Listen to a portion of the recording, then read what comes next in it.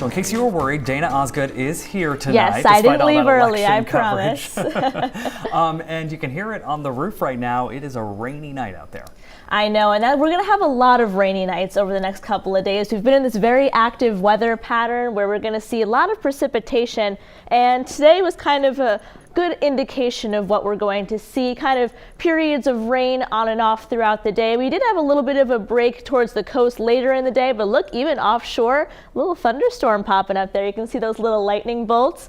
So we are going to start drying out over the next couple of hours. You can see kind of the very end of the rain beginning to move into western Maine at this time, and we'll have a little bit of sunshine tomorrow, but then things are going to change once again.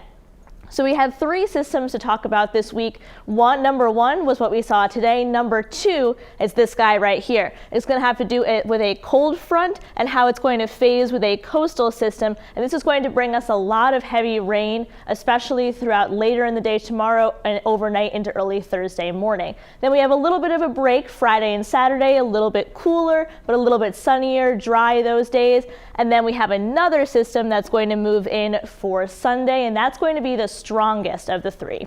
So tomorrow morning, I think we even could get a little break of sunshine, especially in southwestern Maine. And if we can hold off that cold front in Canada for long enough, our temperatures could get up into the middle 50s. And I think that's definitely possible later in the day. But as we get into the late afternoon, early evening, we're going to start building in the rain from that cold front. The coastal system is going to start bringing in some more rain from the south. This is Wednesday at 7 p.m. Heaviest rain is going to be overnight, especially along coastal Maine. You can see in those oranges and red colors there.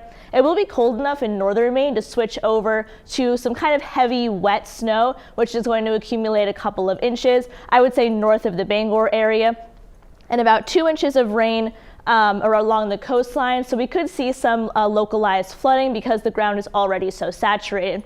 Thursday morning commute, maybe a little bit messy, but overall in general, I think it'll be all right. Maybe just save a couple of extra minutes. And by the time we get to around midday on Thursday, just a couple of leftover showers and a little bit of that dreary weather. And then high pressure begins to move in for Friday and Saturday, and we get some more sunshine. It's a little bit cooler, but we take a little bit of a break from the rain, which we're definitely going to need because, mamma mia, here we go again. We have another system to talk about for Sunday. This one's going to be the most powerful one of the three. Definitely the best chance for some mountain snow, a good couple of inches accumulating up north. But then right along the coastline, another situation, we're going to see a decent amount of rain. So there is the chance for some flooding once again. So we'll keep a close eye on this system over the next couple of days and bring you some updates. Marine forecast, that gale watch is not in effect until Thursday, but we still have some gusty winds off the coast. And in terms of our 7-day forecast, really it's a bit of a rainy stretch out there, Zach, but our temperatures are going to be a bit spring-like for this time of year, so maybe we'll get some flowers a little early. Looking forward to it, Dana. Thanks so much.